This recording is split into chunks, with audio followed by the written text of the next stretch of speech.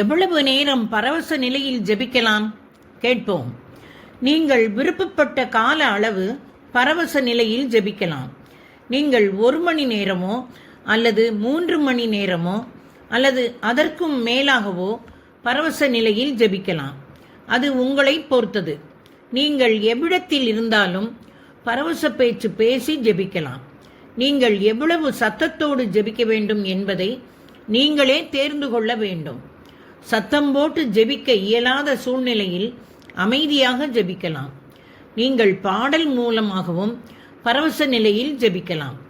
தூய ஆவியால் ஆட்கொள்ளப்பட்டு திருப்பாடல் பாடுவேன். 1 கொரிந்தியர் 14வது அதிகாரத்தில் 15வது வசனம். திருப்பாடல்கள் பாடுவதும் தூய ஆவியின் செயலே. அது இறையாட்சியின் மாட்சியில் நுழைய உங்களுக்கு உதவுகிறது.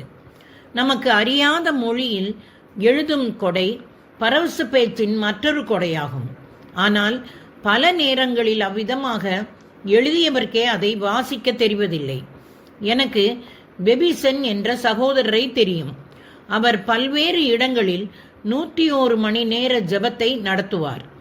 அந்த சகோதரர் பரவச நிலையில் எழுதுவதற்காக கொடையை பெற்றிருந்தார். ஆனால் அவரால் அதை வாசிக்க இயலாது.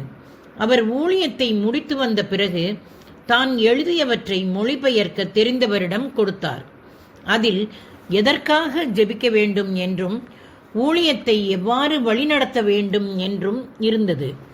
இக்கொடை பெற்ற பலரை நான் சந்தித்திருக்கிறேன். பரவச பேச்சை விளக்கும் ஆற்றல். நமக்கு கொடுக்கப்படுகிற பேச்சு கொடையான பரவச பேச்சை விளக்கும் ஆற்றல் தூய ஆவியின் வெளிப்பாடாகும். நாம் பரவச பேச்சு பேசுகையில் ஒவ்வொரு வார்த்தையையும் கடவுள் அல்லது அதை விளக்கும் வரம் பெற்றவர் மட்டுமே புரிந்து கொள்ள முடியும். அதை பிசாசு மற்றும் அதன் கூட்டத்தினரால் கூட புரிந்து கொள்ள முடியாது. இந்த பரவச பேச்சு உலகில் உள்ள ஒரு மொழியாக இருந்தால் சில மக்களால் அதை அறிந்து கொள்ள முடியும். அது அறியப்படாத மொழியாக இருக்கிறபடியினால் அது மொழிபெயர்க்க வேண்டியதாய் இருக்கிறது.